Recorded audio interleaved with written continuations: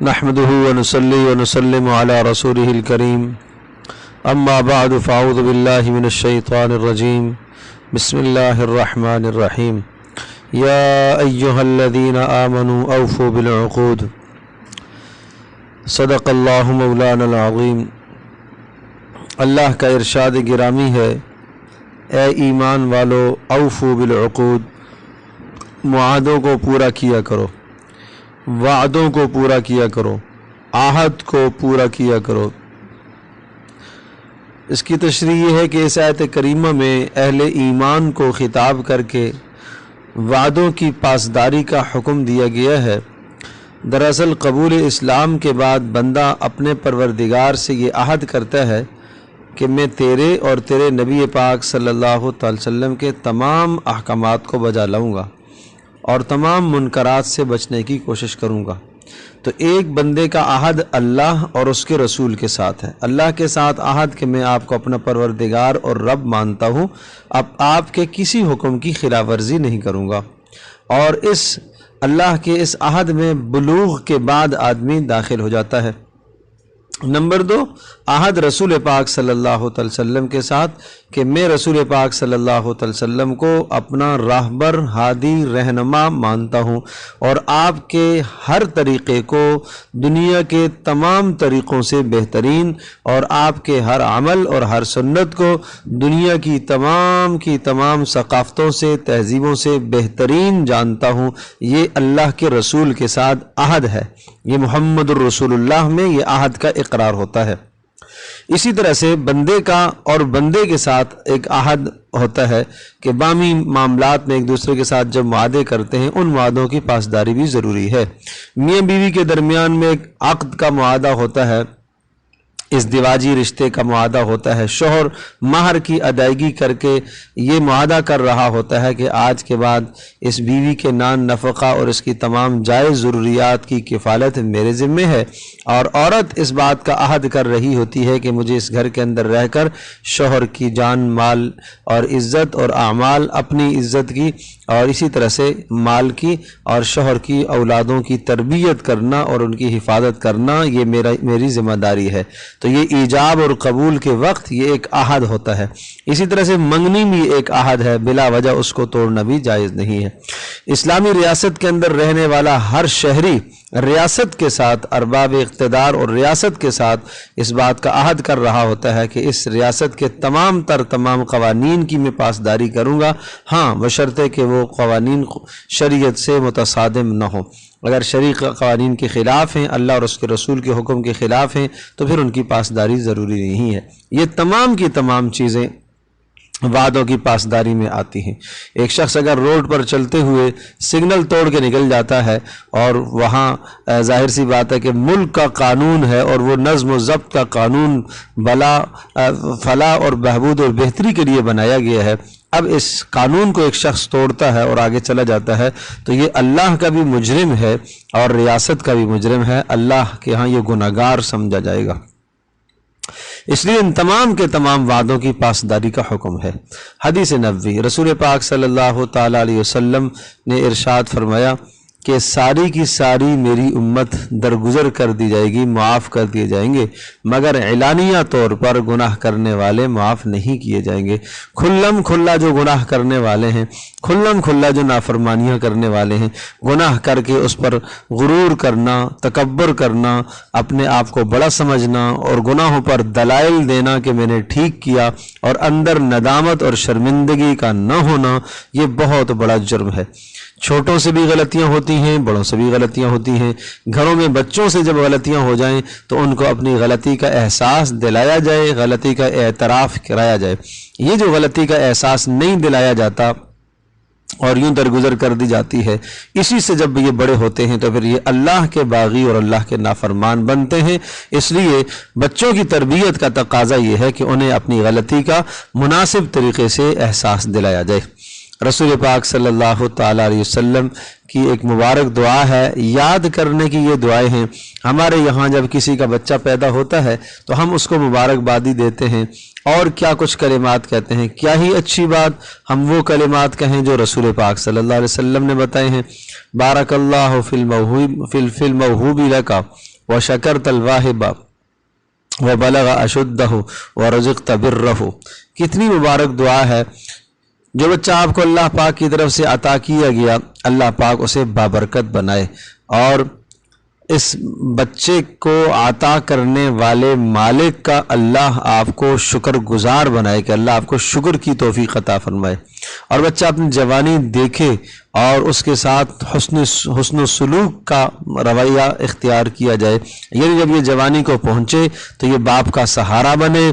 और यही बच्चों का काम है कि जवानी में बच्चों को अपने वालिदैन का हर मामले में सहारा बनना चाहिए और माँ बाप के साथ हुस्न सलूक करना चाहिए। और जब ये माँ बाप के साथ हुस्न सलूक करेंगे तो इनके साथ भी हुस्न सलूक किया जाएगा। दूसरा शख्स इसके जवाब में ये कलिमात कहे, बारकल्लाहु लका व बारक अलैका व जज़ाकल्लाहु खैरन व रज़क़कल्लाहु मिस्लहु व अजज़ल सवाबका, कि अल्लाह तबारक तआला आपको भी मुबारक फरमाए और अल्लाह पाक आपको भी बरकत अता फरमाए, अल्लाह इसका बेहतर बदला अता फरमाए। जिस तरह से अल्लाह पाक ने मुझे इस नेमत से नवाजा है, अल्लाह तबारक तआला आपको भी ये नेमत अता फरमाए और अल्लाह तबारक तआला बेश बहा आपको अजर अता फरमाए। इस दुआ को याद करने का एहतमाम किया जाए। इस्लामी तारीख़ के हवाले से मुख्तसरन आज सैयदना अबू बकर सिद्दीक़ रज़ी अल्लाह ताला अन्हु के अहवाल को हम ज़िक्र करते हैं। ये सारे के सारे अहवाल ये बच्चों को याद करने की हैं। बच्चे इन अहवाल को याद करें, सहाबा से मोहब्बत हो, हमें पता चले कि हमारे असलाफ़ हमारे बड़े कैसे थे और उनके हालात ज़िंदगी याद करना और उनके हालात ज़िंदगी को अपने अमल में लाना, ये बहुत बड़ी कामयाबी की दलील है। अगर आप चाहते हैं कि आपके बच्चे बहादुर बने, आप चाहते हैं कि आपके बच्चों के अंदर एक रहम दिली पैदा हो, अबू बकर सिद्दीक़ के हालात उन्हें पढ़ाएं सुनाएं, चाहते हैं बहादुर बने, हज़रत उमर रज़ी अल्लाह ताला के हालात उनको उनके सामने पढ़े जाएं, उन्हें सुनाए जाएं, चाहते हैं कि बच्चे हयादार बने तो हज़रत उस्मान रज़ी अल्लाह ताला के हालात, हज़रत अली रज़ी अल्लाह ताला के हालात, इल्मी ज़ौक़ पैदा होगा बच्चों के अंदर और बहादुरी पैदा होगी। तो सहाबा के तज़किरे पढ़ने से इल्म का शौक़ पैदा होता है, बहादुरी दिल में पैदा होती है, ईमानदारी की तौफ़ीक़ मिलती है, नेक आमाल की तौफ़ीक़ मिलती है। इसलिए इनके तज़किरे, इनकी हिस्ट्री को पढ़ना चाहिए। अंबिया अलैहिस्सलातु वस्सलाम के बाद सबसे बुलंद तरीन मकाम कायनात में हज़रत सैयदना अबू बकर सिद्दीक़ रज़ी अल्लाह ताला अन्हु का है। इसकी तफसील पहले भी आ चुकी है। आप सल्लल्लाहु ताला अलैहि वसल्लम पर सबसे पहले ईमान लाने वाले अबू बकर सिद्दीक़ ही थे। आपका नाम क्या है? नाम अब्दुल्ला है। लक़ब क्या है? अतीक और सिद्दीक़। अतीक जहन्नम से आज़ाद किया हुआ, सिद्दीक़ बग़ैर किसी दलील के नबुव्वत की तस्दीक करने वाला, ये सिद्दीक़ कहलाता है।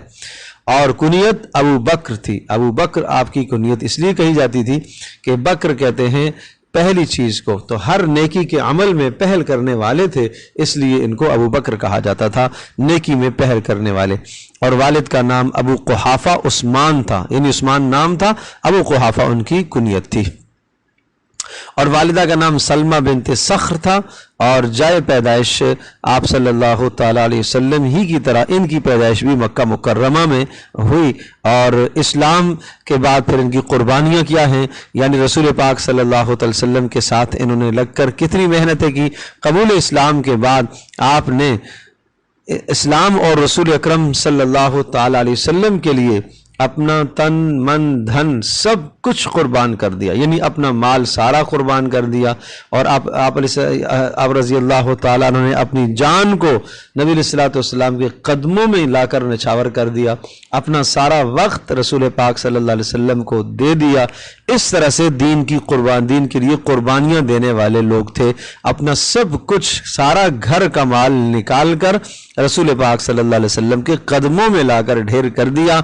आप जिस तरह से चाहें, जैसे चाहें ऐसे खर्च करें। सुभान अल्लाह। अल्लाह ने तिजारत दे रखी थी और ताजिर थे, लेकिन इस्लाम लाने के बाद वो सब का सब माल रसूल पाक सल्लल्लाहु अलैहि वसल्लम की खिदमत में लाकर कुर्बान कर दिया। और जिस्म पर पुराने टाट और पुराने कपड़े पहने। उस वक्त अल्लाह की जानिब से सलाम आया کہ اے نبی ابو بکر صدیق سے پوچھئے کہ اس حال میں وہ اللہ پاک سے راضی ہیں، تو وہ رونے لگے، اللہ میں اس حال میں بھی آپ سے راضی ہوں، فقر میں آ کر بھی اللہ سے راضی ہیں۔ یہ بہت بلند عزم کی بات ہے، یہ ہمارے لیے بڑا سبق ہے، ہمارے بچوں کے لیے بڑا سبق ہے کہ اگر گھر میں کوئی چیز تنگ ہے، آج کسی چیز کی کمی ہو گئی ہے، کھانے میں، پینے میں، پہننے میں، تو اس حال میں بھی اللہ کا شکر ادا کرنا چاہیے۔ یہ سیدنا ابو بکر صدیق رضی اللہ تعالی عنہ کی سیرت ہے۔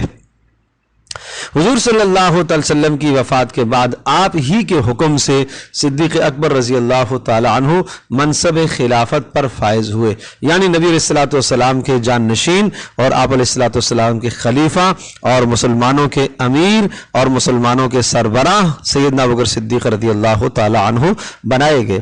آپ علیہ الصلوۃ والسلام کا بھی یہی حکم تھا، آپ نے اپنی زندگی میں 17 نمازیں ان سے پڑھوائی ہیں، اپنے مصلی پر کھڑا کیا، اور یہ اس بات کی طرف اشارہ تھا کہ رسول پاک صلی اللہ علیہ وسلم کے بعد جو ہے وہ خلافت کا استحقاق انہی کو ہوگا۔ اور اسی طرح سے پوری امت کا اس بات پر اجماع ہے اور سب کے سب متفق ہیں اور سب جمع ہیں کہ رسول اکرم صلی اللہ علیہ وسلم کے بعد خلافت کا پہلا حق وہ ابو بکر صدیق کو ہے، اور دوسرا استحقاق عمر فاروق کا ہے، اور تیسرا استحقاق عثمان کا ہے، اور چوتھا استحقاق اور حق حضرت علی رضی اللہ تعالی عنہم کا ہے۔ کچھ لوگوں کا جو نظریہ کہ حضرت علی رضی اللہ تعالیٰ عنہ کا حق پہلا ہے اور ابو بکر صدیق کا دوسرا ہے، یا عمر سے پہلے ہیں یا عثمان سے پہلے ہیں، یہ بالکل غلط اور باطل نظریہ ہے۔ پوری امت کے اجماع سے ہٹ کر یہ بات کہی جاتی ہے۔ رسول اکرم صلی اللہ علیہ وسلم کی وفات کے بعد جزیرہ عرب میں کئی فتنوں نے سر اٹھایا، جن میں منکرین زکوٰۃ یعنی زکوٰۃ کا انکار کرنے والا ایک فتنہ تھا، ایک بہت بڑی جماعت بن گئی تھی جو زکوٰۃ کا انکاری بن گئے کہ ہم زکوٰۃ نہیں دیں گے یا بیت المال میں جمع نہیں کرائیں گے۔ مدعیان نبوت یعنی کچھ ایسے لوگ تھے جنہوں نے نبوت کا دعویٰ کر لیا، مسلمہ کذاب، اسود انسی اور سجا نامی ایک عورت، انہوں نے نبوت کے دعوے کر لیے، اور بڑی ہمت کے ساتھ اور انتہائی استقامت اور بہادری کے ساتھ اور سب کے سب صحابہ کو لے کر اجتماعیت کو برقرار رکھتے ہوئے ان فتنوں کے خلاف عالم جو جہاد بلند کیا، یعنی ان سب فتنوں کا خاتمہ کیا۔ اور ان سب فتنوں کا خاتمہ جیسے ہی ہوا، اللہ پاک نے انہیں اپنے پاس بلا لیا۔ یوں سمجھو کہ اللہ پاک نے ان کو منتخب فرمایا تھا ان فتنوں کے خاتمے کے لیے، اور امت کو اسی جگہ پر لا کر کھڑا کیا جس جگہ پر رسول پاک صلی اللہ علیہ وسلم نے چھوڑا تھا۔ مدت خلافت کتنی ہے، کتنا سال خلیفہ رہے، یہ بھی یاد رکھنے کی بات ہے۔ تقریباً 2 سال 7 ماہ 2 سال 7 ماہ منصب خلافت پر فائز رہ کر کامیاب اور کامران اس دنیا سے رحلت فرما گئے، اور جس دن اس دنیا سے رخصت ہوئے تو سارے کے سارے صحابہ ان سے خوش تھے، ان سے راضی تھے۔ تو اس طرح سے اللہ تبارک تعالیٰ نے ان سے کام لیا، اور آخری وقت میں کہا کرتے تھے کاش میں ایک مومن کے جسم کا بال ہوتا، کاش میں ایک تنکا ہوتا، کاش میں ایک پرندہ ہوتا، مجھ سے حساب و کتاب نہ ہوتا۔ آخرت کے معاملے میں اتنے ڈرنے والے تھے، اتنا کچھ کرنے کے باوجود بھی آخرت کا ڈر اتنا تھا دلوں میں۔ طب نبوی صلی اللہ علیہ وسلم، رسول اکرم صلی اللہ تعالی علیہ وسلم نے ارشاد فرمایا، انار کو اس کے اندرونی چھلکے سمیت کھایا کرو کیونکہ یہ معدے کو صاف کرتا ہے۔ فائدہ علامہ ابن قیم رحمۃ اللہ علیہ ارشاد فرماتے ہیں، انار جہاں معدے کو صاف کرتا ہے وہاں پرانی کھانسی کے لیے بھی بہت بڑا کارآمد پھل ہے۔ اطباء نے لکھا ہے کہ پرانی سے پرانی کھانسی کے لیے انار کے اندر کے چھلکے کو اگر خشک کر لیا جائے اور اس کا سفوف بنا لیا جائے تو یہ بہت مفید ہے پرانی کھانسی کے لیے، اس کو اختیار کیا جائے۔ اللہ نے ان چیزوں میں بڑی شفا رکھی ہے۔ مسائل لباس کے متعلق ہدایات، یہ ہم سب کی ضرورت ہے کہ ہم ان باتوں کو یاد رکھیں، چھوٹوں کی بھی ضرورت ہے، بڑوں کی بھی۔ حضرت عمر فاروق رضی اللہ عنہ فرماتے ہیں کہ رسول پاک صلی اللہ علیہ وسلم فرمایا، جب کوئی شخص نیا لباس پہنے تو یہ دعا پڑھے۔ کتنی خوبصورت دعا، پیاری دعا، الحمدللہ الذی کسانی ما اواری بہ عورتی واتجمل بہ فی حیاتی۔ سبحان اللہ، ساری تعریفیں اس اللہ کے لیے، ما کسانی ما اواری بہ، جس نے مجھے وہ لباس پہنایا جس لباس کے ذریعے سے میں اپنی شرمگاہوں کو چھپائے ہوئے ہوں۔ کسانی جس نے مجھے پہنایا، ما وہ لباس، واری بھی عورتی جس کے ذریعے سے میں اپنی شرم گاہوں کو چھپاتا ہوں، ستر کو چھپاتا ہوں، وہ اتجمل بھی فی حیاتی اور اس کپڑے کے ذریعے سے، لباس کے ذریعے سے میں اپنی زندگی میں خوبصورتی اختیار کرتا ہوں۔ تو کتنی بڑی اہم بات ہے کہ لباس کے دو مقاصد بتائے، ایک ستر کا چھپانا اور ایک خوبصورتی کا ذریعہ۔ تو پتہ چلا کہ اگر لباس ستر نہ چھپائے تو پھر اگر لباس ایسا چست اور ایسا چپکا ہوا جسم کے ساتھ ہو، ایسا تنگ لباس پہنا ہوا ہو کہ جسم کی جو ہے وہ خد و خال پتہ چلے اور جسم کی ساخت کا اندازہ ہو تو وہ پہن کر بھی ننگا ہے، یا ایسا تنگ لباس پہنے کہ گھٹنے نظر آئیں، مرد کے گھٹنے نظر آ رہے ہوں، تو یہ کیا ہے؟ یہ بھی بے حیائی کا لباس ہے، ستر نہیں چھپا ہوا ہے، گناہ کی بات ہے۔ شرٹ اتنی مختصر پہنتا ہے کہ جب رکوع کے اندر جاتا ہے تو پیچھے سے کولے کی ہڈی نظر آتی ہے، یہ عام طور پر جوانوں میں یہ بات دیکھنے میں آتی ہے، تو یہ ستر تو نہیں چھپا اس کا۔ تو ستر کا چھپانا ناف سے لے کر گھٹنے تک، اور گھٹنا بشمول گھٹنا شامل، گھٹنا اس میں شامل ہے، یہ مرد کا ستر ہوا کرتا ہے، اور عورت کا ستر ہاتھوں اور چہرے اور پیروں کے علاوہ سارا جسم اس کا ستر ہوتا ہے۔ ہر وقت جو ہے اس کو چھپانے کی ضرورت ہے، اور جب باہر نکلے تو پورا جسم عورت کا جو ہے وہ ستر ہے، تو اس کا خیال رکھا جائے۔ اور فرمایا کہ جس نے اس دنیا میں ریشم کا کپڑا پہنا اس کو آخرت میں پہننے کو نہیں ملے گا، یہ مردوں کے ساتھ ہے، اور مرد نہیں پہن سکتا ریشم۔ اور فرمایا دنیا میں وہ شخص ریشم پہنتا ہے، آخرت میں اس کا کوئی حصہ نہیں ہے۔ اور سفید لباس رسول پاک صلی اللہ علیہ وسلم کو پسند تھا، اسی میں فرمایا مردوں کو کفن بھی دیا کرو، تو سفید لباس بھی کبھی کبھی پہننا چاہیے۔ اور آپ صلی اللہ علیہ وسلم کا کرتا ٹخنوں سے اوپر نصف پنڈلی تک ہوتا تھا، یہ بڑے گناہ کی بات ہے، سخت گناہ کی بات ہے۔ آج بچوں میں، جوانوں میں یہ دیکھا جاتا ہے کہ ان کے ٹخنے چھپے ہوئے ہوتے ہیں۔ ایک حدیث میں آتا ہے کہ ایک شخص گزشتہ امتوں کا ٹخنے چھپائے ہوئے چل رہا تھا، اچانک اللہ کا عذاب آیا اور زمین میں دھنس گیا، اور قیامت تک وہ دھنستا رہے گا۔ ایک آدمی کو آپ نے دیکھا ٹخنے چھپے ہوئے نماز پڑھ رہا تھا، آپ نے فرمایا جاؤ جا کے وضو بھی دوبارہ کرو، نماز بھی دوبارہ پڑھو۔ سخت ناراض ہوئے آپ علیہ السلام، اور آپ نے فرمایا کہ ٹخنوں کا جو حصہ چھپا ہوا ہے ازار کے نیچے، شلوار کے نیچے، وہ جہنم میں جائے گا۔ اس لیے میں بچوں سے، جوانوں سے درخواست کروں گا کہ عزم کریں آج کے بعد اپنے ٹخنوں کو ہمیشہ کھلا رکھا کریں، ننگا رکھا کریں، نصف پنڈلی تک آپ کپڑے کو رکھیں، نہیں تو تھوڑا سا نیچے۔ اور آخری درجہ ٹخنوں کا ہے، جو پینٹ پہنتے ہیں، پینٹ پہننے والوں کے لیے بھی فرض کا درجہ ہے، لازمی ہے کہ ان کے ٹخنے بھی ننگے رہیں۔ اگر ٹخنے چھپے ہوئے ہیں تو ہر وقت وہ گناہ ان کے ساتھ لگا ہوا ہے، بڑا گناہ لگا ہوا ہے۔ اللہ کے نبی کو اس سے سخت نفرت تھی، ٹخنے چھپانے سے سخت نفرت تھی۔ ہاں، عورت کو حکم ہے کہ وہ ٹخنے چھپا کر رکھے۔ آج معاملہ الٹ ہو گیا، عورت کے ٹخنے ننگے، مرد کے ٹخنے چھپے ہوئے۔ مرد کی پینٹ اور شلوار تو نیچے نیچے زمین پر گھسٹ رہی ہے، پاؤں کے نیچے روندی جا رہی ہے۔ یہ کون سا طریقہ ہے؟ یہ غیروں سے ہم نے حاصل کیا۔ یہ پیارے پیغمبر صلی اللہ علیہ وسلم کی تہذیب اور آپ کا لباس چھوڑ کر ہم نے جو اللہ اور اس کے رسول کے دشمن ہیں ان کا لباس، ان کا طریقہ اختیار کیا۔ تو پھر دیکھ لو کہ محبت کس سے ہے؟ کیا اللہ سے محبت ہے؟ اللہ کے رسول سے محبت ہے؟ اللہ کے رسول سے محبت ہوتی تو تمہاری شلوار ٹخنوں سے نیچے نہ ڈھلکتی، اوپر ہوتی۔ یہ خیال کیا جائے، بڑے گناہ کی بات ہے۔ اب یہ کہیں گے کہ لوگ کیا کہیں گے؟ لوگ جو مرضی ہے کہتے رہیں، کہنے دو، لوگوں کے کہنے سے کیا ہوتا ہے؟ ہم نے عمل وہ کرنا ہے جو پیارے پیغمبر صلی اللہ علیہ وسلم کی سنت ہے۔ اور آپ صلی اللہ علیہ وسلم کا کرتا یہ تو ہو گیا۔ اچھا، مرد کا لباس پاجامہ، شلوار، تہبند وغیرہ اوپر رہنا چاہیے۔ اور آپ صلی اللہ علیہ وسلم جب کوئی کپڑا، جب کوئی چیز پہنتے، لباس زیب تن فرماتے، جوتے پہنتے تو پہلے دائیں طرف سے شروع فرماتے، جب لباس یا جوتا اتارتے تو پہلے بائیں طرف سے شروع فرماتے تھے۔ یہ بہت پیاری سنت ہے، تناعل ترجل، کہ آپ لباس پہنتے وقت دائیں طرف سے شروع کرتے، اتارتے وقت بائیں طرف سے۔ تو آج اسے ہمارے بچوں نے، بڑوں نے، ماؤں بہنوں نے، سب نے اس بات کی کوشش کرنی ہے کہ جب ہم جوتا اتاریں گے تو الٹے پیر سے جوتا پہلے نکالیں گے، اور جب ہم پہنیں گے تو سیدھے پیر کو پہلے آگے کریں گے۔ اسی طرح سے لباس بھی، شلوار بھی، قمیص بھی، بنیان بھی، سیدھے پہننے میں سیدھے کو آگے رکھنا، اتارنے میں الٹے کو آگے رکھنا، یہ پیارے پیغمبر صلی اللہ علیہ وسلم کی سنت ہے۔ ہر اچھے کام میں سیدھے کو مقدم کرنا، لینے میں دینے میں، کوئی چیز دو سیدھے ہاتھ سے لو، سیدھے ہاتھ سے لکھنا، سیدھے ہاتھ سے پڑھنا، کوئی کتاب پکڑو سیدھے ہاتھ سے، سیدھے ہاتھ کو ہمیشہ آگے رکھا کرو۔ آپ نے فرمایا سیدھا ہاتھ اچھے کاموں کے لیے ہے، الٹا ہاتھ نجاست صاف کرنے کے لیے۔ ہاں مجبوری کے طور پر آدمی الٹے ہاتھ کو بھی ساتھ استعمال کر سکتا ہے۔ کھانا بھی، کوئی بھی چیز کھانی ہو سیدھے ہاتھ سے تو سیدھے ہاتھ سے عمل کیا جائے۔ یہ رسول اکرم صلی اللہ علیہ وسلم کی مبارک سنتیں ہیں۔